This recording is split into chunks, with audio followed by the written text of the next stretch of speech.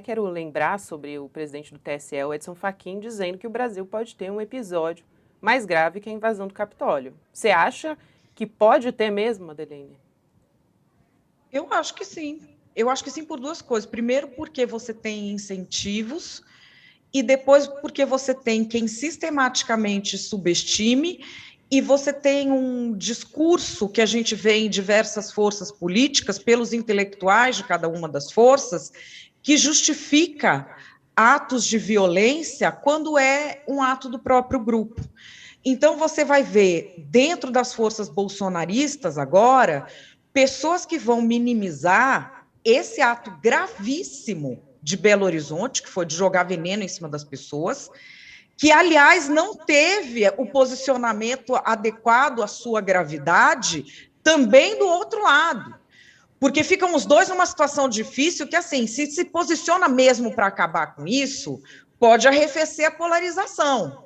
E aí não é bom nem para o Bolsonaro, nem para o Lula. Então, eles estão entre a cruz e a caldeirinha de qual é a medida para não se chegar numa tragédia. Na verdade, depois que teve isso no comício do Lula, é a medida entre não se chegar numa tragédia, mas também não perder voto.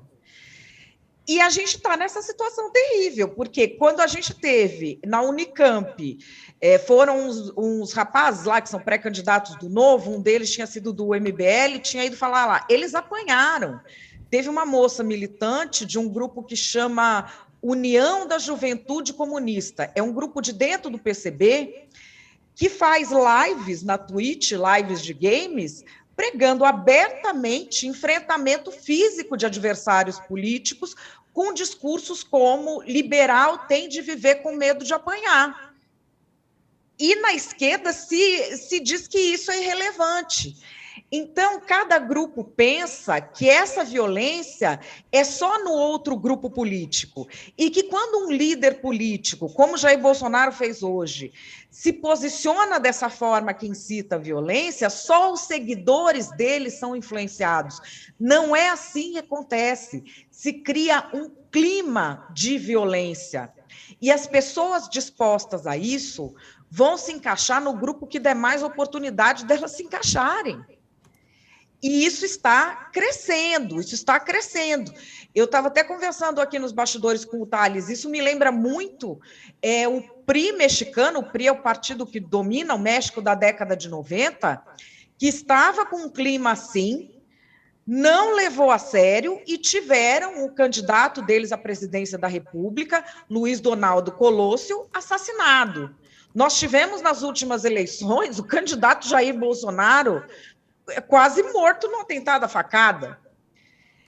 Não se deu a devida atenção para o risco que a gente tem de não dividir bem o que é discurso do que é realmente violência.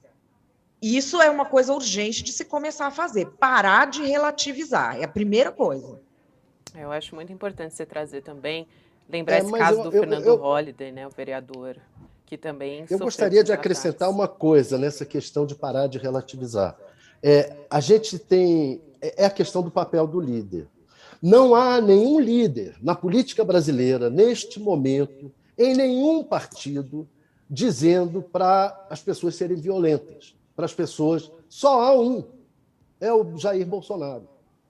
Então, a gente tem que, nesse caso, pedir a culpabilidade do líder, a responsabilização dos líderes. E o líder, nesse caso, que está incentivando a violência, é o Jair Bolsonaro. Não existe na política brasileira outro líder de outro partido, de esquerda ou de direita.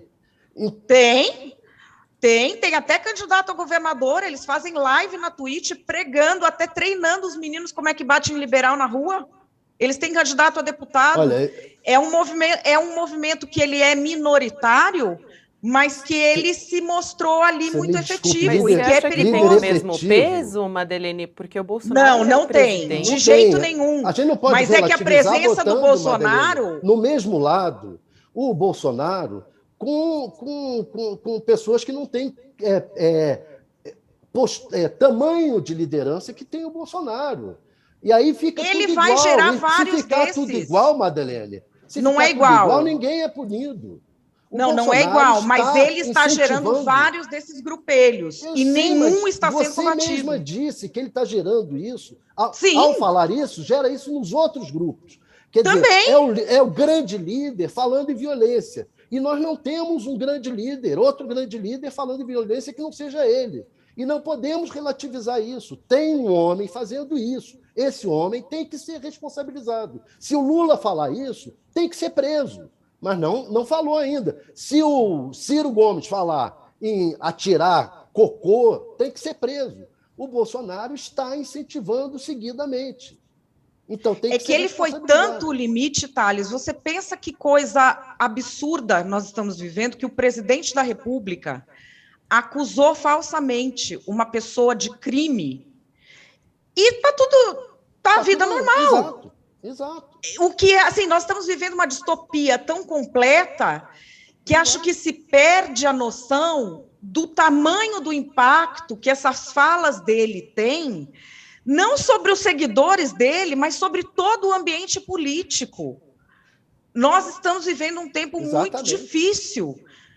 Imagina assim, você imaginou ver um presidente da República chegar lá, pensa o Sarney, acusa alguém de matar outra pessoa, dia seguinte está tudo ok? Exato.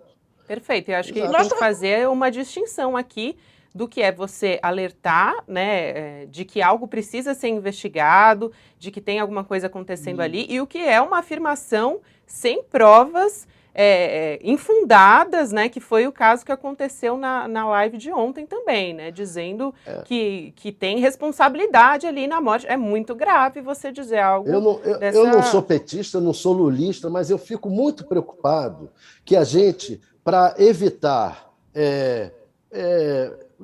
parecer que está de um lado ou de outro, a gente acabe tornando igual o que não é igual. O Bolsonaro ataca a democracia. Hoje em dia, ele é uma ameaça à democracia, com um discurso violento, que não tem em nenhum outro candidato à presidência da República. Não é o Lula, não tem no Ciro, não tem na Simone Tebet, não tem ninguém, tem no Bolsonaro, e isso tem que ser responsabilizado. A questão é como vai ser responsabilizado, porque o discurso dele já era fora de qualquer parâmetro do aceitável numa democracia quando ele tomou posse, né? Em 91, estou falando. Lembra no governo Fernando Henrique, que ficou aquela polêmica de se deveria tirar o mandato dele ou não, porque queria fuzilar o Fernando Henrique, aí deixaram. Ele, eu acho que é o maior exemplo do quanto a leniência com determinados comportamentos é perigosíssima. Porque esses comportamentos podem se tornar majoritários. Porque ele, num determinado momento, ele vai parecer força num determinado momento social e ele vai aglutinar, que é o que aconteceu. E agora nós estamos com esse caos completo e vamos responsabilizar como? Essa é a questão. Mesmo que responsabilize o trabalho que nós vamos ter para reconstruir a partir do que foi destruído, nenhuma responsabilização dele vai trazer isso para a gente de volta também. E o que ele faz? Ele metralha seguidamente a Justiça, o Supremo Tribunal Federal, para que, se quem pode responsabilizá-lo, a princípio, é o Supremo Tribunal Federal. Se o responsabilizarem, ele dizer, estou sendo perseguido. Sim. Porque esse discurso já vem sendo construído há bastante tempo. Claro, que é a mesma estratégia que ele está usando na questão eleitoral. Ele ataca os juízes eleitorais, ataca o Fachin, atacou o Moraes, ataca todos os que estiverem lá. Por quê? Porque se perder vai dizer foi perseguição e fui roubado, já que eu ataquei. Ora, pombas.